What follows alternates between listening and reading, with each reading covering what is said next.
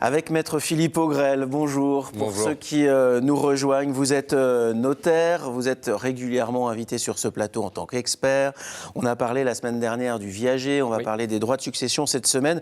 Et le viager, vous avez été extrêmement nombreux à nous poser des questions. Allez, 2 questions rapidement pour répondre assez vite à Geneviève, par exemple. Le bouquet et la rente. Le bouquet, c'est la somme qu'on donne au départ. Est-ce qu'il est imposé ? Non, on peut imaginer un viager sans bouquet ou avec un bouquet purement symbolique, mais dans ces cas-là, la rente sera grande. Plus le bouquet sera faible, plus la rente sera importante. Est-ce qu'on paye des impôts sur le bouquet ? Pas sur le bouquet. On va payer les droits d'achat dedans, mais il n'y a pas d'impôt sur le bouquet strictement. Et puis vous vous souvenez, il y a le viager, le verger. Bah, c'est Karine, c'est l'influence de Karine, ça. Il y a le viager occupé, le viager libre. Est-ce qu'un viager libre est plus cher ? Il est plus cher parce qu'on va avoir la jouissance immédiate. Si j'ai la jouissance immédiate en tant qu'acquéreur, soit j'y habite et donc j'ai plus de loyer à payer, donc ça a une valeur pour moi, soit le bien je peux le louer, j'encaisse un loyer, donc il a plus de valeur pour moi. Le viager libre est plus cher. Merci d'avoir répondu aux questions de nos téléspectateurs. Je sais que vous en avez de nombreuses aussi sur les droits de succession. Quand on parle de droits de succession, maître, de quoi s'agit-il concrètement ? D'impôts, tout simplement, d'impôts. Le droit de succession, c'est ce qui va rester dans le patrimoine de la personne décédée et qui va être soumis, c'est son dernier impôt, entre guillemets, quelque part. On va prendre la valeur de cet actif, il va y avoir des abattements successoraux, c'est une partie franche, une partie libre de tout droit, alors qui varie de 1 600, 1 700 euros, disons, pour tout héritier, jusqu'à 100 000 euros pour des enfants, directement, par parent, par enfant. Il y a des abattements spécifiques, par exemple, il a été créé des abattements pour les victimes de terrorisme, des abattements complémentaires, ou pour les victimes de certaines maladies. Voilà. C'est intéressant à savoir. Ça, c'est le notaire qui sait tout ça, hein, évidemment. Oui, ça, c'est forcément votre métier. On va revenir sur le rôle du notaire. En savoir plus sur les droits de succession, regardez, on se retrouve tout de suite après pour répondre à vos questions. Votre grand-père vous a transmis son sens de l'humour, mais ce qui intéresse vos cousins, c'est plutôt sa voiture de collection. Alors, un héritage, comment ça se passe ? Il existe un ensemble de règles juridiques et fiscales qui chapeautent la transmission de l'héritage d'un défunt à ses héritiers. Qui de vous ou de votre frère conservera le piano de votre oncle sans enfant ou la maison de vos parents ? Traditionnellement, la bataille commence chez le notaire. Et oui, les successions sont rarement simples. Pourtant, la loi est claire. Par exemple, quand on habite en France, on ne peut pas déshériter ses enfants. Un point, c'est tout. Ils sont naturellement premiers dans l'ordre de succession. Parmi ces règles juridiques qui encadrent l'héritage, les droits de succession, un impôt que l'État prélève aux héritiers. Et oui, vous devez régler cet impôt, pas le choix. Si vous avez des problèmes d'argent, vous pouvez demander à l'administration fiscale un délai de paiement. Elle répondra favorablement ou pas. Cet impôt est variable selon le lien de parenté ou encore la nature de l'héritage. Il peut aller de 5 à 60% de la valeur de la succession. Le seul à être exonéré d'impôt, c'est votre cher et tendre, mais uniquement si vous êtes passé devant monsieur ou madame le maire avant. Alors, on va s'arrêter sur ce dernier point, maître Philippe Augrel. Vous êtes notaire, là on parle du mariage. Il y a eu un grand débat il y a quelques années entre le mariage pour tous, le mariage et puis le Pacs. Tout le monde a dit oui, mais voilà, le Pacs, pourquoi pas, c'est la même chose que le mariage. En fait, en termes de droit de succession, il y a une énorme différence, n'est-ce pas ? La différence, elle est colossale. C'est que la loi protège le conjoint survivant dans le cadre du mariage. Elle lui accorde des droits, ce qui n'est absolument pas le cas dans le Pacs. Un partenaire pacsé n'a aucun droit, n'a aucune vocation successorale. Aucune. Il y a rien. Rien. Il y a une égalité fiscale, il y a une exonération, mais pour qu'il y ait une exonération fiscale, il faut qu'il y ait quelque chose qui lui soit accordé, et ça passe par un testament. Quand on est en Pacs, le testament est obligatoire. Si on veut protéger l'autre, évidemment. Alors, on peut, en revanche, si on a été pacsé, décider de se marier pour changer et aller dans un régime matrimonial. Complètement. Ça, on peut. Okay. Ça, on peut. Alors, on a des questions pour vous. Écoutez, celle-ci, elle est très intéressante. Je m'appelle Sylvie, j'habite Valérac, un petit village du Médoc, et je voudrais savoir s'il existe des traitements alternatifs aux médicaments habituels pour soigner le mal de tête. Merci. Bon, visiblement, ce n'est pas la bonne question. Sylvie, on répondra à cette question-là la semaine prochaine, puisqu'on abordera le mal de tête. C'était une autre question sur le taux, en fait. J'en comprends, c'est moi qui donne mal à la tête ou...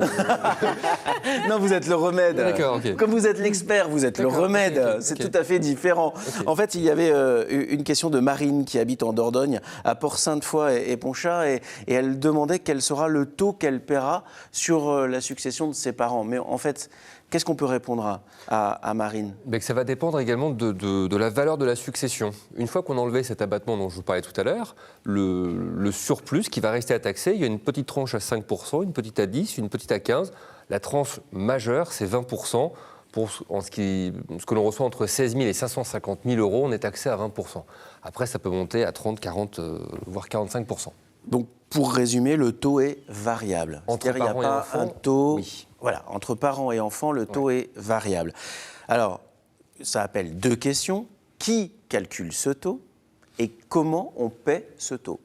Alors, ce taux, il est calculé, il est appliqué par le notaire au moment de la succession.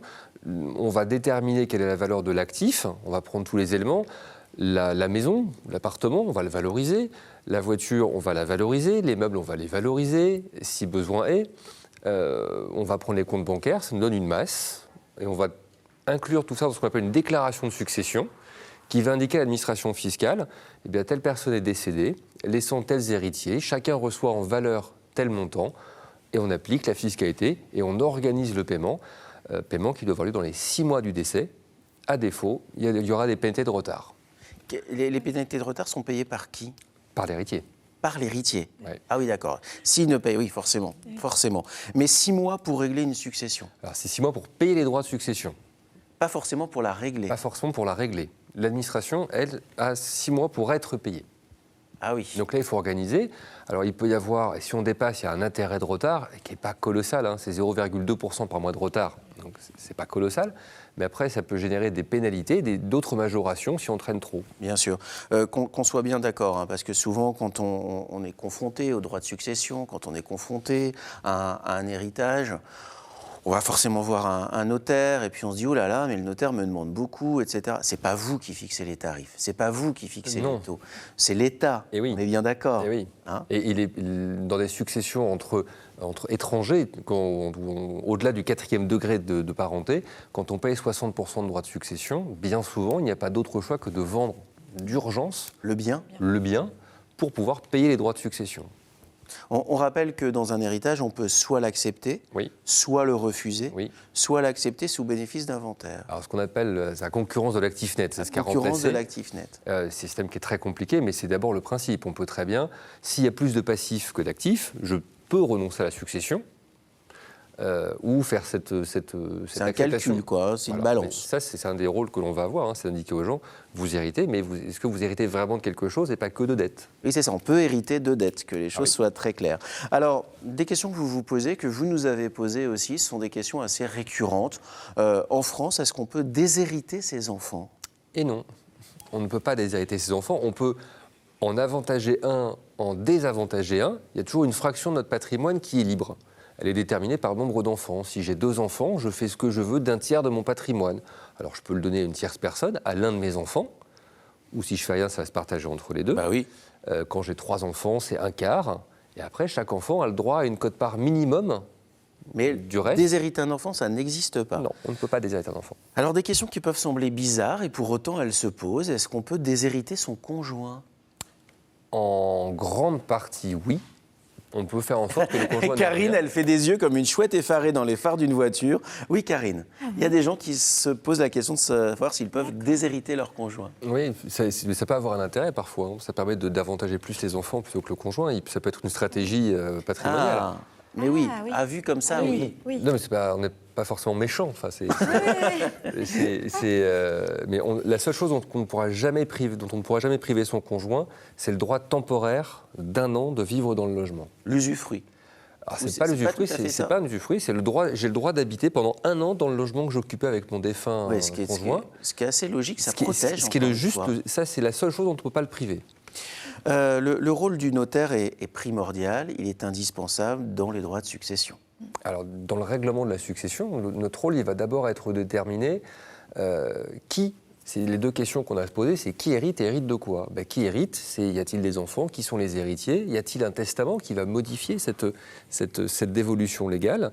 Ça va nous permettre d'établir le seul document qui justifie de cette qualité d'héritier, c'est l'acte de notoriété. Avant, il pouvait être fait, il y a des certificats qui se faisaient en mairie, mais ça n'a plus cours, c'est terminé, ça n'a plus de valeur.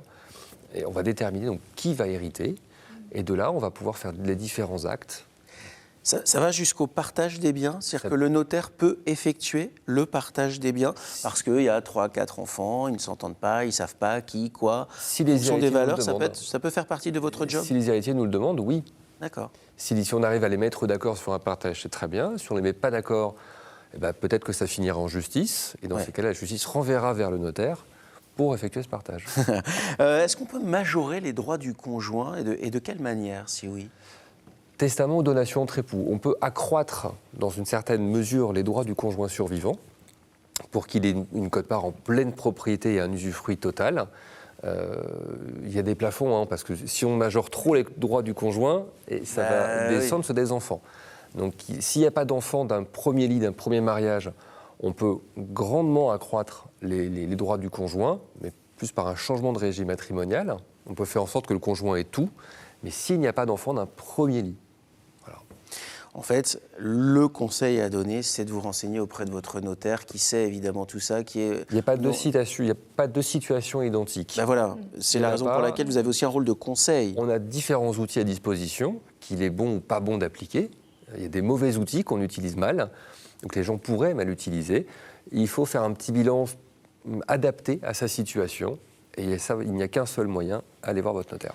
Alors, une dernière question, parce que c'est peut-être par là que parfois tout commence. On entend souvent parler d'un testament, qu'on soit bien d'accord. Un testament, ça peut s'écrire à la main, pas forcément devant un notaire. Non. Et il y a des mentions obligatoires sur un testament pour qu'il soit valable ? Il faut pouvoir identifier qui donne. Et donc il faut au moins le nom, les informations sur le testateur, sur celui qui fait le testament. Il faut le lieu, la date. Le prénom, le nom, la date et le lieu ? Oui, date et lieu de naissance, c'est plutôt pas mal. Oui, j'imagine bien. Il faut en mettre un maximum. Mais encore une fois, écrire un testament n'est pas une obligation non plus. Si on ne fait pas de testament, c'est la dévolution légale qui va s'appliquer. Et voilà. La loi prévoit tout, mais on n'a peut-être pas très envie que ce soit de cette dévolution qui s'applique. Donc, le testament peut être la solution. Oui. On peut le garder dans un fond de tiroir, dans sa table de nuit, ou alors on le dépose chez son notaire. On peut le garder dans sa table de nuit. Le problème, c'est de le retrouver, c'est d'être sûr de le retrouver. Ou d'avertir quelqu'un en disant « Tu sais, le jour où je décéderai, mon testament est dans le tiroir de ma table de nuit. » Mais est-ce que la personne à qui vous allez dire que le testament est là, elle sera peut-être pas très contente du testament ? Donc le conseil de maître Philippe Augrel, entre les lignes, c'est déposez donc votre testament chez votre notaire, ça coûte rien, et lui saura le ranger dans le bon dossier. Ça coûte un tout petit peu, ça coûte oui. vraiment pas cher. Quand je dis ça coûte rien, ça coûte une trentaine d'euros oui, voilà. de le déposer. De le déposer, et ça peut éviter bien des problèmes.